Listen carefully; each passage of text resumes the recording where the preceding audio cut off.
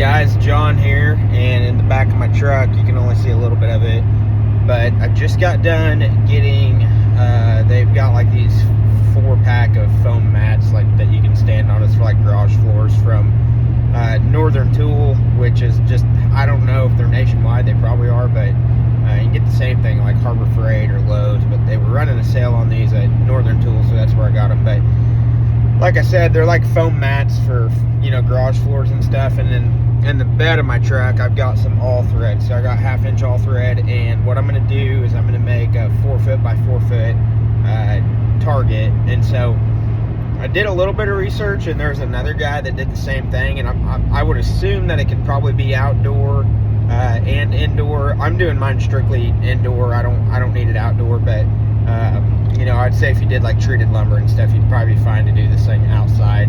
How long it lasts, I really don't know, but I'm going to kind of run you through when I get to the shop of how I'm building it, how I'm putting it together, and then I'll do a review there at the end of how it works and how it stops and arrows, so stay tuned. Alright guys, so I'm in the shop. Sorry if it's a little noisy out here, but what I'm going to do is I'm going to use an LVL. If you don't know what an LVL is, since I'm in the construction trade, it's a laminated veneer lumber, so you can see there's a bunch of little just layers there. The reason I'm doing this is because last time I watched that video, the guy was talking about how the top piece and the bottom piece, when you put your all thread through it, wants to bow, and so he couldn't get his foam super tight. And so I'm going to use an LVL because this LVL probably won't bow, and if it does, I could probably put one piece of lumber across it and get it straightened out. But I have a really hard time thinking that this is going to bow. So right now I'm in the process of sanding it down. But yeah, I'll keep you guys updated on what I'm doing here.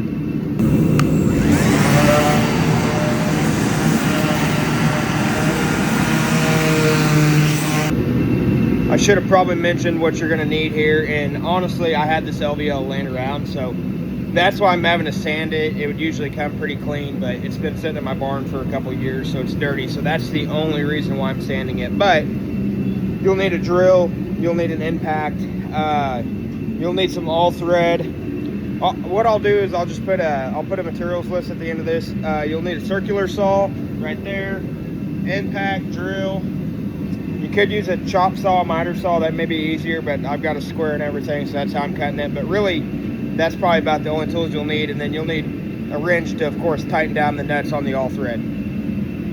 Okay guys, so something super important here. I've got this put out, I guess, right here, and I've just measured it across just to see how wide the overall target's going to be. It's like 49 inches. So what I've done is I've marked where my edges are going to be, and then I went ahead and clamped this down. So I've got both LVLs right here. Let me flip you around real quick. So like I said, I've got both LVLs right here. And then the reason that I've clamped them together is I'm just going to take one foul shot at this, drill this all the way through for my all thread. And then that way, when I go to putting this thing together, I'm not fighting these holes lining up, and I've got a nice flush face. So you could clamp it to something. I've clamped it to my little portable workbench here. And I'm going to just drill 1, 2, and then 3, 4 over there. I'll show you what that looks like in just a second. So one other thing you're going to want to do is you're going to want to buy either 5-foot 60-inch all thread, or what I'm doing here is I'm just cutting. I bought 2 10-foot sticks, so as you can see, I'm just cutting them down. But that's another thing that you're going to want to kind of think about ahead of time, is if you have a way of cutting it, I think it's cheaper to get the 10-footers, but just kind of keep that in mind as you're going throughout this. Okay, so I got all my holes drilled in my target. Now I've got it set up on the floor, as you can see. So I've got the all thread ran through there. When you do this, you're going to want to unhook them and then set one board over here, one board down there, and then thread them through. It's 10 times easier, but I'm getting ready to get set up and start cutting the foam. And as I do this, I'm just going to put it flat on the ground. That way the face of this is completely flat. So anyways, I'll get started. Okay, so I kind of forgot to keep filming here, but basically what I did was I, on a table saw, took every piece and ripped it directly in half, and then my dad was giving me a hand, and basically what we were doing was we were putting them together. So the big thing on these is you want to make sure, I just had some scraps left over, but you want to make sure that those locking mechanisms in the middle for sure lock together. So I'll flip you around here and show you. Okay, so this is how it turned out. And you want to run these down pretty tight because that's what's going to, you know, keep your arrow from going through it. So run those down pretty tight until they won't really go any further.